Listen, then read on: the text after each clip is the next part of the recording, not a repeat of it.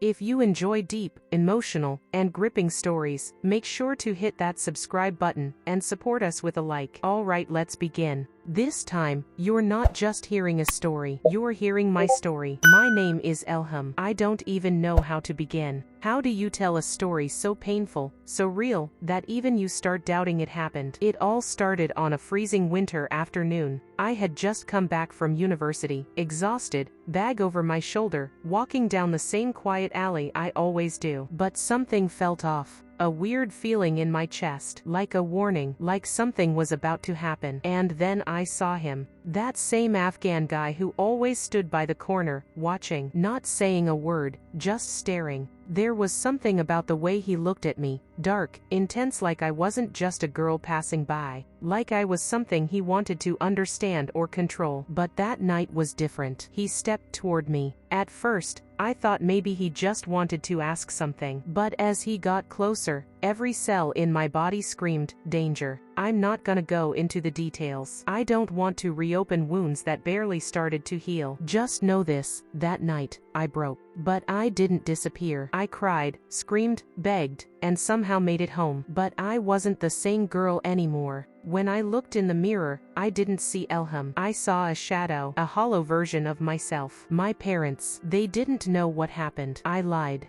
I told them someone tried to rob me. I said they had knives. But deep inside, I was drowning in rage. Rage at him. Rage at myself. Rage at the whole world. Weeks went by. Every night, I relived that nightmare. I'd wake up sweating, shaking, crying, hearing echoes of that night in my head. I told no one. I carried it all alone, until one day he came back. Not in person at first. He left a note. A small piece of paper in our mailbox. Just one sentence. Elham, I made a mistake and I can't forget you. My heart stopped. My mind spiraled with questions. Where is he? Why is he doing this? Is this a threat, a trick, or something else? Days later, I saw him again, just from a distance. But this time, I didn't run. I stood still, and he looked back at me. There was something different in his eyes. Was it regret? Was it guilt? I didn't know. All I knew was, I didn't hate him anymore. And that scared me. I was torn in two. One side of me wanted to scream, to report him, to ruin his life the way he ruined mine. But the other side needed to understand. Why? And then he came. He spoke. His voice was quiet, his accent heavy, but his words honest. What I did, it was wrong. A sin, but not from hate. From loneliness. I've been invisible in this city for years. You were like light to me. But I hurt you, and I'm sorry. I cried, not because I forgave him, but because I felt him. That day was the beginning of something I couldn't name. We started to talk.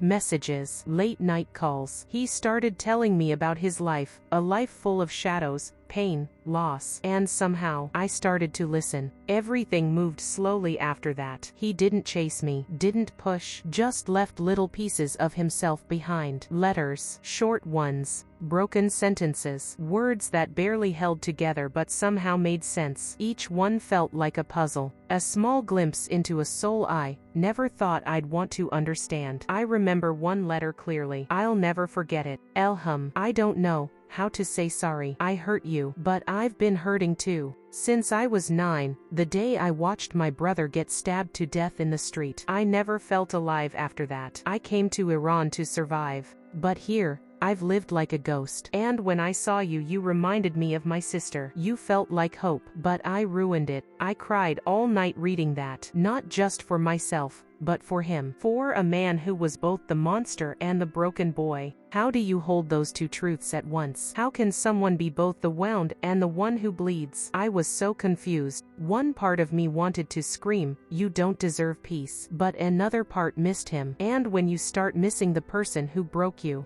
that's when you know your heart is no longer black and white. I did something I never thought I would. I messaged him. Just a few words. I want to talk. In person. That night, I didn't sleep. My heart was pounding. I was standing at the edge of a cliff, one step away from falling. We met at a quiet park, the same one near my house, where no one knew us, and no one would ask questions. When I saw him, he looked older, tired, like someone who hadn't cried in years, not because he was strong, but because he had no tears left. We sat on a bench. Silence, heavy silence. Then finally, he spoke. I never thought you'd come. I thought one day the police would show up. Not you. Why are you here? I looked at him and I said, I met someone today. Someone who's lonelier than I've ever been. Days passed, then weeks. We started seeing each other more, still in secret, still in places where judgment couldn't reach us. One day, he said, I never thought a girl like you, Iranian, educated, proud, would even drink tea with me. And now you're talking to me, smiling at me. It means the world. But no matter how soft his voice became, no matter how much warmth I started to feel, there was always that one cruel voice in my head screaming, don't forget what he did.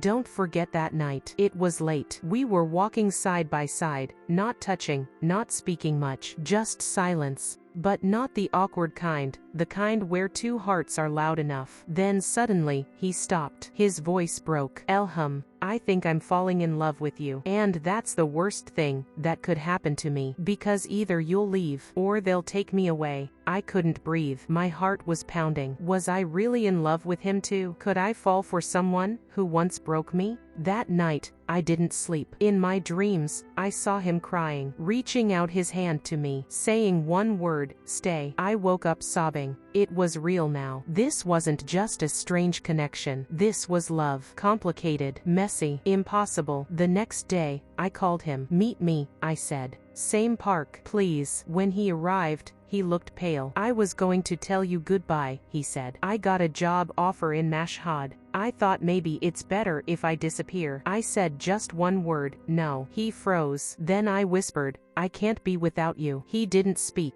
just stared at me for a long time. Then, he stepped closer and held me, gently, carefully, and for the first time, I didn't flinch. His arms didn't feel like danger. They felt like home. But love like this, it doesn't stay hidden forever. Later that week, a message popped up on my phone. No name, no number, just words. Do you know who you're with? We know everything. Watch yourself. My hands went cold. That was the moment I realized someone was watching us. And this story was far from over. The message haunted me. We know everything. Watch yourself. Who was it? Who saw us? Were we followed? Was there a camera? My mind was spiraling. I called Zabi right away. Someone knows. Someone's threatening me. There was silence. Then he said, you have to go. Forget me, Elham. Now. I screamed, are you insane? After everything, I already broke once. I'm not breaking again. That night, I cried like a child. Because deep down, I knew this wouldn't end quietly. The next morning, my mom walked into my room with a stiff face. She said,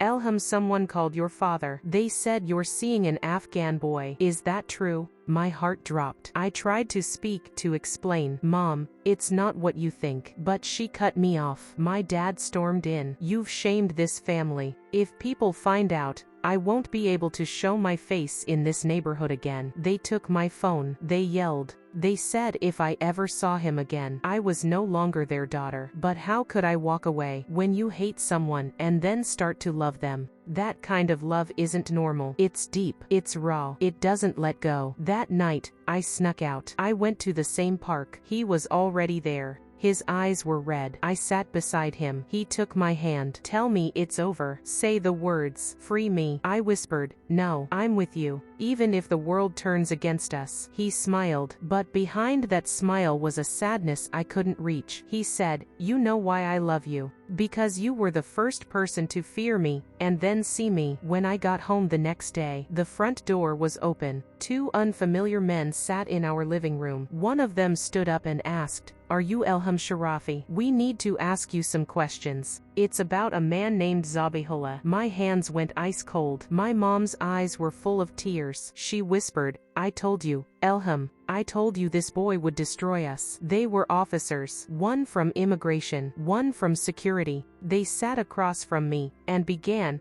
how do you know Zabihullah? When did you last see him? Did you know about his criminal record? My lips were dry. I couldn't speak. All I saw in my head was his smile, his poems, his voice whispering, stay. Then one of the men said, "There's another complaint from another family. If you're hiding something, it could cause trouble for you too." I took a breath, and for the first time in my life, I decided not just to love him, but to defend him. I said softly, "Yes, he made a mistake, but just once, and he's paid for it. I'm not saying he's perfect, but you're only seeing one side. If all of us were judged by our worst moments, who would be left clean?" They left, but before they did, they said Zabi had been arrested just hours ago. My heart shattered. I checked my phone. One last message from him: "Elham, don't burn because of me. Stay bright." I collapsed. I cried so hard. My mom just stood in the doorway, speechless. She didn't understand. No one did. But love doesn't take orders, and hearts don't follow rules. The next morning, I went to the detention center. I begged, pleaded. Finally, they allowed a short visit. When they brought him out, his eyes were bruised. His chin was cut, but he smiled. "Told you this was the end, didn't I? I was never meant to win, Elham. I just hoped for a while maybe I could live." I placed my hand on the glass. "You made one mistake, but no one stood by you. Now I will." He said, "You have to live. Keep going. I don't belong in the light." That night, I didn't sleep. I asked myself, can I do something? Can I speak for him? Can I show them he's more than just a file? Yes. The next day, I stood in court. Anne said,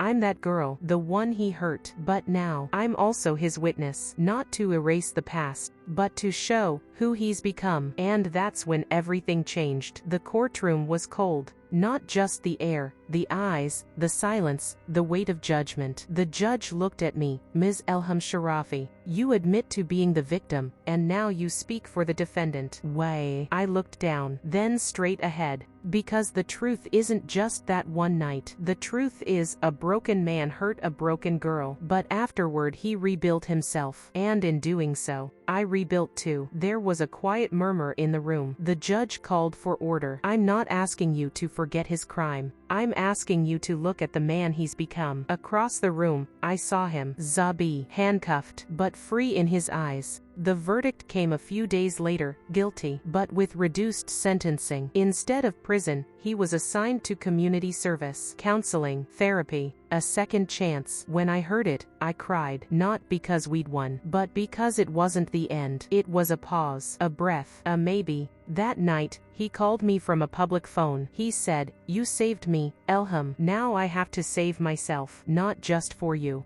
but for every part of me I once destroyed." Then he disappeared. He asked me not to look for him, not because he didn't love me, but because he wanted me to live. Time passed. Weeks, months, maybe a year. I went back to my life, but not as the old Elham. I was different. I didn't judge easily. I didn't trust blindly, but I believed in healing. One rainy night, I sat on our old park bench. Steam rose from my cup of tea. An old woman sat beside me, waiting for someone, dear. I smiled. "No, Mother, I've stopped waiting. Now I just remember. And I've learned that once love was born from the ashes of fear." That night was the calmest night of my life. And this was my story. I'm Elham. I broke once, but I rose again, with a heart that still remembers pain, but beats anyway.